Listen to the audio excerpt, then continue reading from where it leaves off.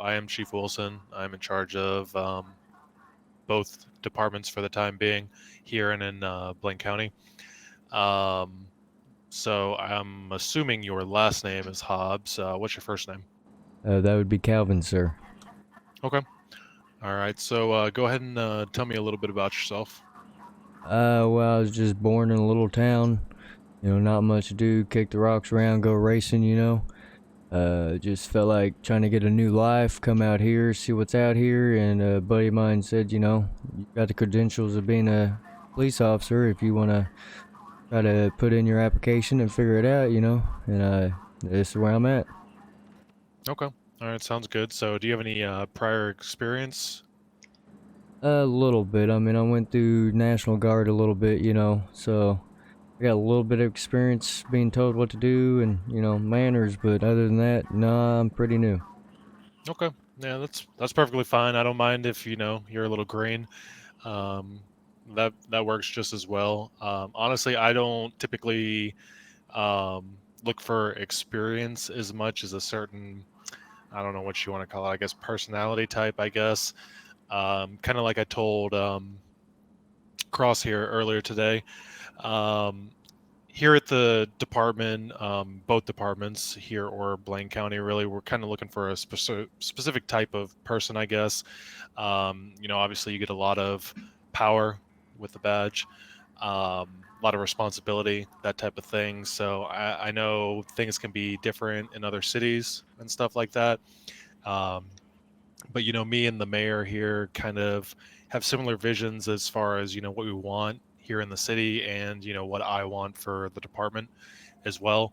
I mean, you can be trained on procedures and stuff like that, but I can't really change your personality, that type of thing, right? Yes, um, sir. so ideally what I'm looking for, as an officer, you have to be a role model for the civilians in town and everything.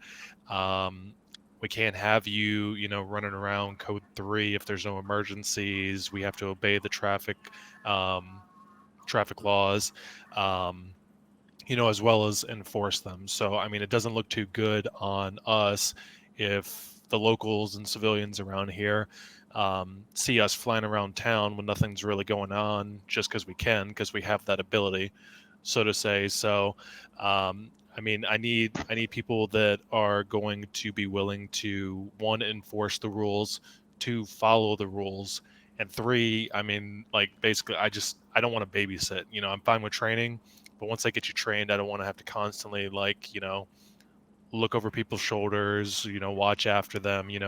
Once we get you trained, ideally, I want to be able to trust you to do what we expect you to do, that R- type of thing, right? Right. Things get escalated quickly. You gotta keep a cool, calm, humble mind about it and go about your day like you're just everybody else. If you're trying to enforce laws that you don't abide, then you're really not got nothing to back yourself up on. You know what I mean? Exactly. And once we get to that point, we lose the respect of the civilians in the city. Plus, we got a ton of tourists coming in. Recently, it's been a pretty busy time, so we definitely have to put on that good role model, I guess, status for, I guess, new and experienced alike here in the city. So, I mean, ultimately, that's the type of thing I'm looking for. That type of thing isn't for everybody. Considering the fact that you seem to be buddies with Cross here, I would assume it's probably going to be a good fit. But I mean, is that something that you're interested in, something you're looking for? Yes, sir. Okay. And I mean, it doesn't have to be all work, no play, that type of thing. You do have the ability to, go off duty, live your life a little bit. The biggest thing we look for here is when you're in a position of power, a whitelisted role, that type of thing. We do ask that if we have a low amount of coverage, that you try and prioritize your time in your whitelisted role. Is ultimately the main thing we typically look for. If you're anything like Cross, it seems like he wants to spend the majority of his time on duty. That's perfectly fine. I do recommend, trying to do a little something, in your free time, that type of thing. I don't want you guys getting burned out or overworked or anything like that. But Yeah, I mean that's really all we're really looking for is just especially now since the department's new, the city's just getting back up on its feet. We kind of need you guys, when you are active, just try and be in on duty as much as possible. You'll find that I put a lot of my time in my work, and I'll spend a lot of time on duty. And I do got my own hobbies, but Of course, of course. I gotta put in work with the city before I get that time of leave. You know what I mean? Yeah, yeah, I got you. So I guess while both of you guys are here, I actually didn't even think to ask Cross earlier today.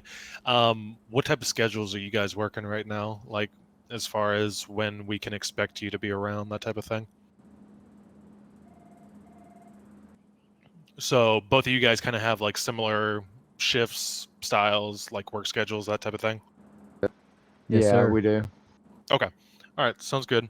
Um, so I guess before we get you set up and everything, do you have any questions, concerns for me? Just need a list of them codes, and that's about all I need from you.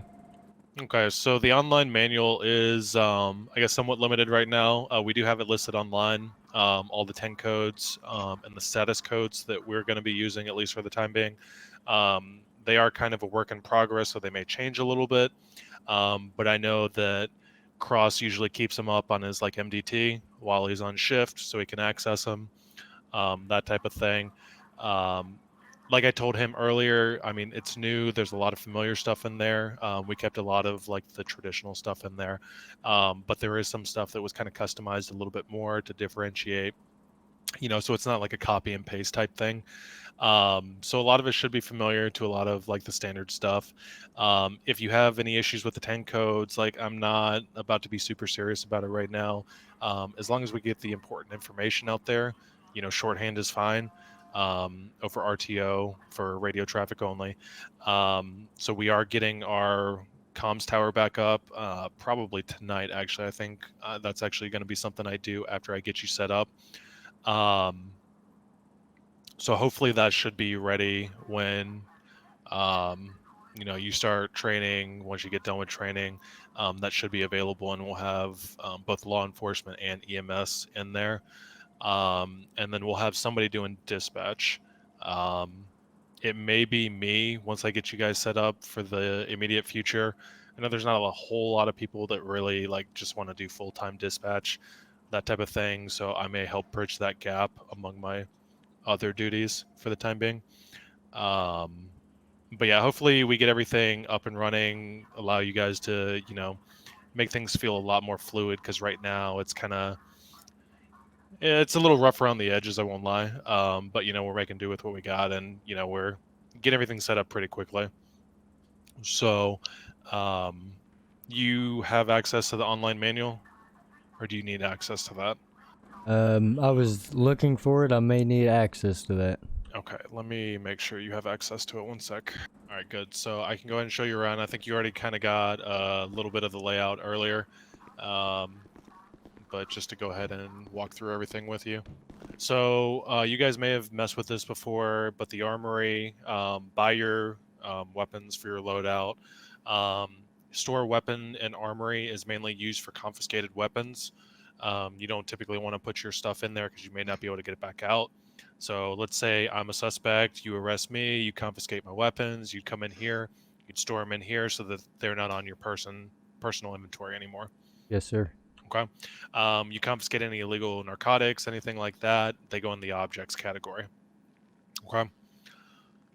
As far as the locker room goes, I think we finally have everything hashed out. So when you come in here and go on duty, you should be able to go to the chevron, and then you're going to hit the police outfit and then bulletproof vest. Looking snazzy. All right. And then just so you guys know, as you go up in rank, the locker room will update accordingly. Okay. So right now as officers, you guys don't get any chevrons, but when you hit sergeant, you get 2 chevrons on your sleeves. And then when you hit lieutenant, you get the bars on your collar. I want to reinforce to both of you guys, and I cannot reinforce it enough because I forget every once in a while, Nope. and it becomes a huge problem. Anytime you go through a door, it doesn't matter how insignificant it is. If it has a lock on it, you need to lock it back up. The only exception would be the front doors to Mission Row and the gate. I personally don't have a huge problem with the gate being unlocked just to make things more convenient. If you guys want to lock it as you go out, that's perfectly fine. Every other door in Mission Row should remain locked after you cross it. The green blip over here, I'll let you go ahead and try it out. So when you go off duty, you no longer have access to your police powers, so to say. You no longer have the keys to Mission Row. You can no longer take out cars out of the vehicle garage, that type of stuff. So that's essentially how you would go off duty. I do recommend changing your clothes before you do that because you can't get back in the locker room. Otherwise, you would have to do it at your apartment once they get set up, that type of thing. So it's a nice little feature. Also, if you pull up the scoreboard, which is now tilde, you'll see that the number of officers adjusts as well. So that also ties into things like robberies, things like that. So if you're off duty, need to go AFK, something like that, feel free to hit the off-duty marker, just so certain things are disabled if you're not actually able to patrol. You know, Jimmy, I pretty much sent Jimmy out on his own, you know, in one night.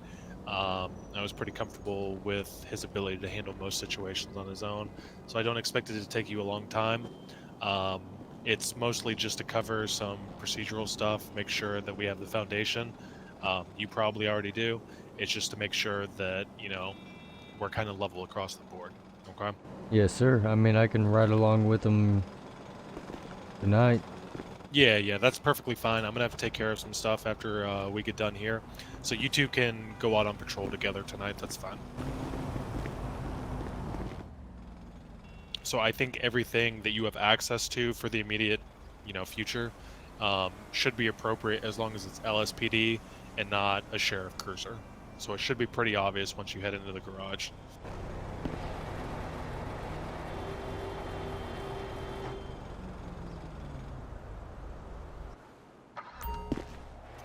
All right, so once you purchase the vehicle, it brings you back out here. You will have to spawn it for it to come out of the garage. So if you want to go ahead and test that, you'll be able to put it back in the garage right away as well. You won't have to move it, so it should be fine. So it always spawns back there, so you'll be able to see it. And then if you want to go ahead and put it back in the garage,